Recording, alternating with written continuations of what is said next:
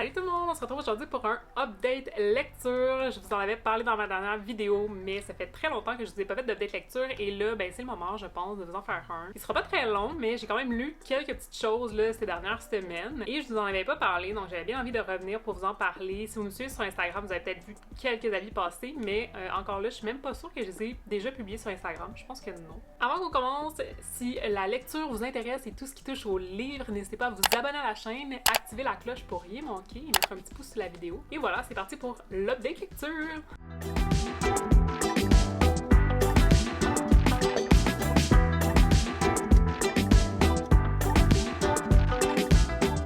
Donc, le premier livre dont je vais vous parler, c'est Les Chroniques de Bridgerton, le premier tome, Daphné. Et j'ai lu ce roman-là et ça a été, je dirais, pénible. En fait, ça a été vraiment long avant que je termine ce roman-là. Genre, je pensais que j'allais vraiment le lire rapidement, que ça allait être un coup de cœur. J'en avais tellement entendu parler que j'étais sûre que j'allais aimer. C'est de l'historique, c'est un peu quelque chose que j'aime avec la romance et tout. Ça avait tout pour me plaire, honnêtement, mais vraiment, ça a été pénible. Mais au final, mon avis n'est pas négatif, vous allez voir, ok? La première moitié du roman, j'ai souffert. Ça a été long. Genre, j'en pouvais plus. Il se passait rien. Puis à toutes les pages, c'était comme « Oh, est-ce que je l'appelle par son prénom? Oh non, je vais le vous voyez. » Mais tu sais, ça durait comme une page et demie, puis j'étais comme « Mais mon Dieu, comme à quel point c'est long. » Et donc, outre ça, c'était quand même bien. Une fois passé là, ce 250 pages-là du début, c'était vraiment bien. Comme j'ai vraiment apprécié l'histoire. Et je m'attendais vraiment pas à aimer. Là, j'étais comme ok, j'étais sur le bord de l'abandonner, mais j'étais comme faut que tu poursuives parce que vraiment, tu sais, ça reste que le premier tome, tu te dis ça va être une introduction à la saga parce que vraiment, tu te dis ben il y a quand même 9 tomes. Et donc je me disais bon, le premier tome c'est clairement introductif, on va y laisser une chance. Là, c'est peut-être pas comme extraordinaire dès le début, mais je me disais comment ça que tout le monde a comme accroché à ce point-là, genre des coups de cœur par-dessus coups de cœur, puis moi c'était comme ben pas tant bon que ça. C'est mon avis personnel, ok, j'ai vraiment eu de la misère à embarquer dans l'histoire, mais après les 250 premières pages, j'ai vraiment adoré. Vraiment, là, on entre plus dans la relation entre Daphné et le duc, et là, vraiment, c'est super intéressant et j'ai vraiment finalement adoré, et j'ai vraiment quand même hâte de lire la suite, donc j'ai hâte d'en savoir plus. Le prochain tome qui est sur Anthony, donc le frère aîné de Daphné. Anthony qu'on voit beaucoup dans le premier tome, dans le tome sur Daphné, parce qu'il est là comme frère protecteur, et ben j'ai hâte d'en savoir un peu plus parce qu'il me semble vraiment froid, il me semble pas comme vraiment sympathique comme personne et j'ai un peu peur, je vous dirais, de lire la suite à cause de ça parce que vu que j'ai trouvé le début du premier tome vraiment lourd, j'espère que ce sera pas pareil pour le tome sur Anthony parce que vraiment comme j'en pourrais plus. Mais ça reste que j'ai quand même vraiment aimé le premier tome assez pour m'acheter à la fin de la saga parce que j'avais les 6 premiers tomes dans ma page et là je me suis dit ben il faut que tu commences la saga parce que là ça n'en finira plus et finalement après la fin du premier tome, j'étais pas sûre si j'achetais les derniers tomes qui sont sortis, là, les 7 et 8. Et finalement, ben, je les ai pris parce que vraiment, c'est une histoire que j'ai vraiment bien aimée. La fin, là, j'ai dévoré la fin. Donc, j'étais vraiment contente de ça parce que j'avais pas envie comme d'avoir les 6 tomes puis finalement pas aimé. Mais ça l'aurait pu, vraiment, c'était une chance que j'ai pris. Puis finalement, ben, j'ai hâte de lire la suite. Donc, bien contente pour ça. Ça a été quand même, au final, une bonne lecture. C'est pas comme un coup de cœur, vraiment pas. À cause du début, que j'ai trouvé vraiment pénible. Mais ça reste que c'est vraiment une bonne lecture, que j'ai vraiment bien aimée et que je me suis quand même attachée à Daphné. Donc j'ai hâte de la voir dans les prochains tomes parce que là, tu sais, ça finit en grandiose là et tout et j'ai hâte de voir comme si, malgré qu'on va parler de d'autres personnages, on va quand même voir Daphné et le duc. Je pense que oui parce que tu sais, comme dans le premier tome, on voyait beaucoup Anthony, donc je me dis que dans la suite, on va sûrement comme voir Daphné encore, là, parce que faut le dire, je l'ai bien aimé. Donc voilà pour mon avis, mais si vous voulez en discuter avec moi, là, ça me ferait vraiment plaisir de savoir, là, je pense que tout le monde a vraiment comme aimé cette saga-là. Donc, s'il y en a qui partagent un peu mon avis quant au début de cette saga-là, j'aimerais ça vous entendre parce que je veux pas comme être la seule, mais bon, peut-être que je suis la seule aussi. C'est bien correct, j'assume mon avis totalement. Bref, voilà pour cette première lecture dont je voulais vous parler. Ensuite, j'ai lu un roman québécois. J'ai lu Menthol de Jennifer Bélanger, une histoire que j'ai beaucoup aimée. En fait, je crois que l'autrice parle de sa propre histoire à travers ce roman-là. Donc, elle va parler de l'évolution de sa relation avec sa mère et c'est vraiment un roman que j'ai bien aimé. C'est vraiment assez court à lire. Je m'attendais pas nécessairement à ce genre d'histoire. Au contraire, on parle de personnes qui ont des douleurs chroniques dans le résumé à l'endos et vraiment, c'est pas ça qui a comme marqué ma lecture. Donc c'est vraiment plus la relation entre la fille et la mère dans cette histoire-là qui m'a vraiment marqué. Tout le fait que l'autrice ou bien le personnage de l'histoire était vraiment laissé à elle-même sans sa mère qui s'en occupait vraiment. Le personnage de la jeune fille dans l'histoire m'a vraiment plu. On la voit quand elle était jeune et tout avec cette mère qui ne s'occupait pas vraiment d'elle. Et j'ai vraiment aimé ce côté-là de l'histoire. C'est un roman que j'ai lu assez rapidement parce qu'il est court, mais ça reste que c'est un roman que j'ai trouvé assez fort, assez poignant. Ce n'est pas un coup de cœur genre monumental au niveau sentimental, mais ça reste que c'était vraiment une très très bonne lecture. Puis je peux que vous le recommander pour le 12 août. J'achète un roman québécois. Il est vraiment bien, j'ai vraiment beaucoup aimé. Ensuite, j'ai aussi lu L'étrange garçon qui vivait sous les toits de Charlotte Bousquet, Christine Ferrel-Fleury et Fabien Fernandez.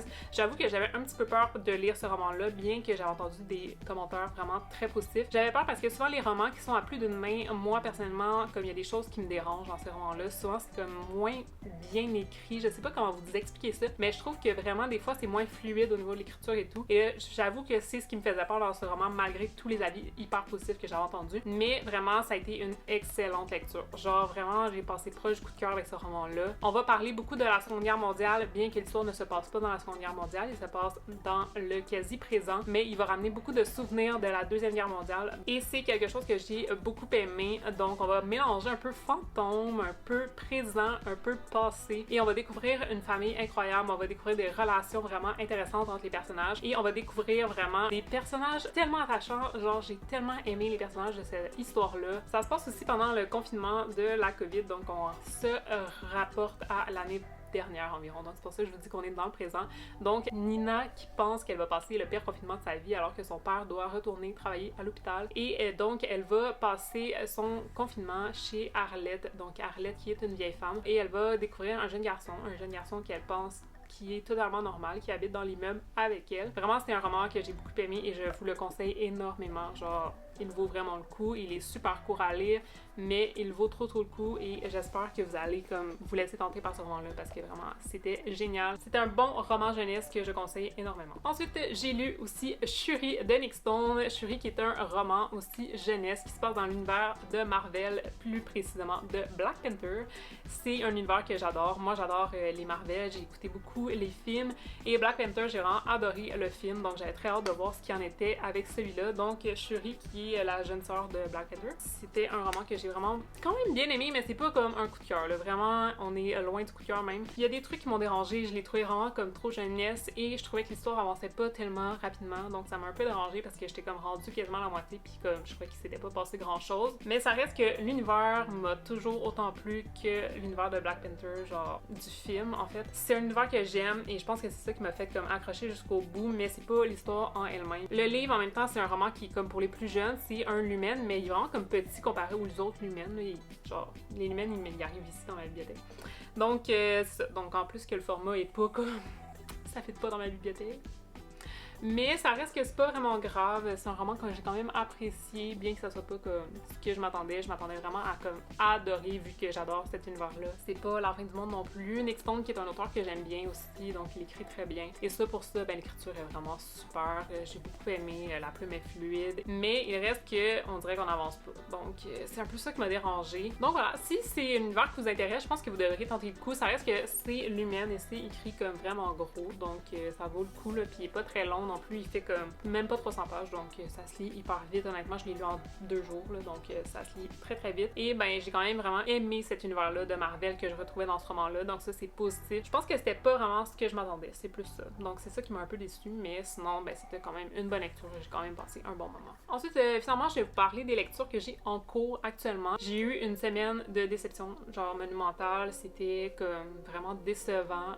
J'étais déçue parce que je voulais comme lire vraiment beaucoup. Et là, comme je m'enlignais vers une panne de lecture parce que chaque chose que je commençais, j'aimais pas. Donc là, je me suis dit, là, c'est assez. Il faut que tu t'écoutes et il faut que tu lises quelque chose qui te plaît. Donc, j'ai vraiment choisi des lectures qui m'intéressaient à 100% pour continuer cette semaine-là. Comme ça, je voulais pas comme tomber dans une panne de lecture, puis en même temps, je voulais comme aussi avoir des choses à vous dire là, sur les réseaux. Parce que j'ai quasiment été déconnectée comme une semaine quasiment d'Instagram parce que vraiment, comme j'avais rien à vous dire, j'avais rien à vous présenter, je lisais quasiment pas parce que ça me tentait pas. Genre, il y avait rien qui me tentait, il y avait rien que j'accrochais, puis c'était vraiment comme démoralisant.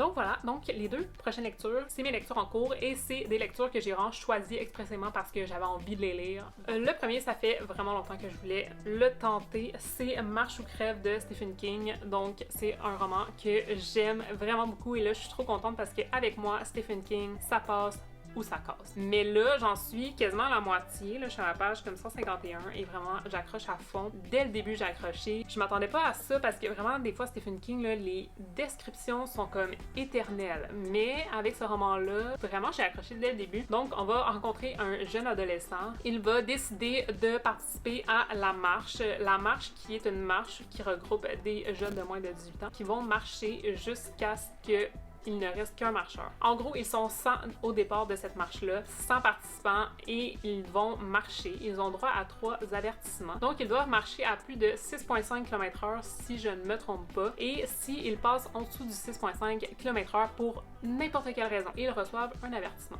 Ils ont droit à 3 avertissements. Après 3 avertissements, ils sont tirés par des fusils. Donc, ils meurt. Et le but, c'est d'être le dernier à terminer cette marche-là et le dernier gagne supposément un gigantesque prix en argent. Donc, c'est pour ça que ces adolescents vont s'inscrire. Et vraiment, c'est une intrigue incroyable. Genre, pour vrai, je suis tellement contente parce que j'avais tellement peur que ça soit comme trop descriptif. J'ai lu des Stephen King, genre, que j'étais pas capable de terminer. Et là, vraiment, je suis trop contente. Avec celui-là, ça le fait vraiment. Il est pas très gros non plus, donc ça, c'est encourageant, tu sais. Il fait comme 377 pages. C'est comme loin, mettons, du Dôme, là, du Dôme qui fait en 2 volumes, genre, gros de main. Ça, on le sait qu'il va y avoir énormément de descriptions. Mais dans un petit livre comme ça, on se dit, on espère, en fait, qu'il va y avoir l'action un peu plus rapidement dans le roman. Et, ben, ça le fait. C'est genre tellement bien. J'ai hâte de savoir ce qui va se passer avec cet adolescent-là, mais aussi avec tout son petit groupe parce qu'il se regroupe évidemment entre plusieurs marcheurs pour comme discuter et tout, pour pas que ça soit trop long. Et ils marchent jour et nuit, peu importe, beau temps, mauvais temps. Ils ont le droit d'amener un sac avec eux, mais évidemment, ils doivent le porter. Donc, ils se sont amenés un minimum de choses. Et ben voilà, j'ai hâte de voir ce qui va arriver parce que là, je suis vraiment comme à la moitié, puis comme je suis super intriguée par la suite, j'ai hâte de voir le dénouement final de cette histoire-là. C'est comme pas épeurant, là, c'est pas un Stephen King genre horrifique, genre pour l'instant, là, en tout cas, c'est vraiment plus thriller, puis j'adore comme l'histoire. Donc, trop contente. Donc, ça, c'était super positif après ma semaine de déception parce que vraiment, ça le fait. T'sais. Et finalement, ben, j'ai vu passer, évidemment, comme sûrement plusieurs d'entre vous, la sortie en VF de Felix Ever After. Moi, je l'ai en VO et ça m'a comme énormément donné envie de le lire. J'ai commencé à avoir des retours très, très positifs sur Instagram. Honnêtement, j'avais vraiment plus envie de le lire en VO, donc c'est pour ça que j'ai pas comme entendu la version VF. Je l'avais déjà en VO dans ma pile à lire et là, je me suis dit, ben, c'est l'occasion de le lire. Je le voyais passer partout, je voyais des avis hyper positifs. Donc, je me suis plongée dedans et honnêtement, c'est comme vraiment bien. Je suis à la page, là j'ai mis comme ma jaquette à l'envers. Mais je le lis sans jaquette parce que ça brise sinon. Donc je suis à la page 103, là j'ai pas super avancé encore, mais comme j'adore. J'ai comme rien de négatif pour l'instant à dire sur ce roman-là. Ça soulève vraiment des sujets hyper importants et ben j'ai trop hâte de continuer. C'est la seule chose que je peux vous dire. Je peux vous parler un petit peu de l'histoire. On va suivre Félix qui est trans, donc il est né fille. Son père a accepté de le soutenir dans ça. Son père qui est comme vraiment un personnage que je trouve merveilleux dans le livre, même si comme ils s'entendent pas super bien pour l'instant, mais vraiment son père c'est un personnage que j'adore. Et ben Félix il a reçu la première opération pour se faire enlever les seins parce qu'il était pas à l'aise avec son corps et son père a accepté de payer pour ça.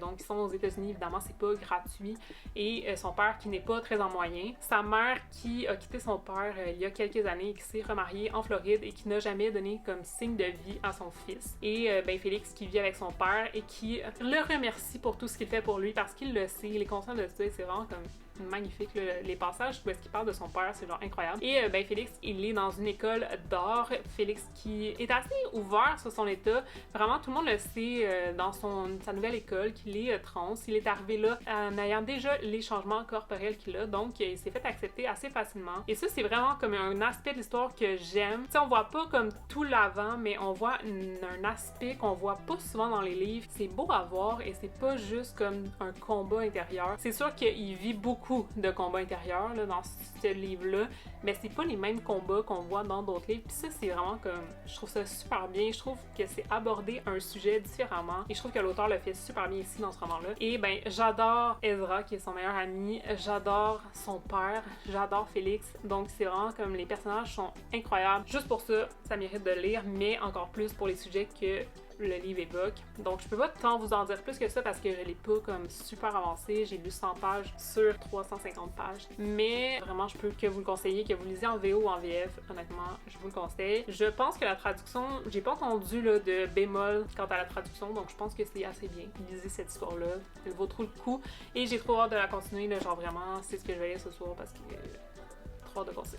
Donc vraiment trop contente, au moins je m'en suis sortie avec 2 lectures que j'adore ce que je lis. Et je suis comme en dilemme tout le temps de quelle que je vais lire, donc ça c'est vraiment possible parce que des fois quand j'ai 2 lectures en même temps, je finis toujours par en prendre un plus que l'autre. Mais là vraiment comme les 2 livres, j'ai envie de les lire autant l'un que l'autre, puis c'est difficile de choisir comme à chaque moment de lecture lequel je vais prendre. Donc, trop contente de ça. Donc, n'hésitez pas, là, si vous avez lu un de ces livres-là, à venir m'en parler dans les commentaires. Ça me ferait plaisir de discuter avec vous. Et ben sinon, dites-moi dans les commentaires ce que vous êtes en train de lire en ce moment. C'est ce que je veux savoir aujourd'hui, comme petite question du jour. Et puis, ben on se retrouve très bientôt pour une prochaine vidéo. N'hésitez pas à me dire aussi ce qui vous intéresserait là, sur la chaîne. J'ai déjà posé la question sur Instagram et j'ai eu quelques réponses, donc c'était vraiment cool. N'hésitez pas à me dire dans les commentaires, donc si vous avez des idées là, de ce que vous voudriez voir sur ma chaîne, ça va me faire plaisir de travailler là-dessus pour vous. Et puis, on se retrouve très bientôt pour une nouvelle vidéo. N'oubliez pas de vous abonner à la chaîne et d'activer la cloche pour rien manquer. Salut tout le monde!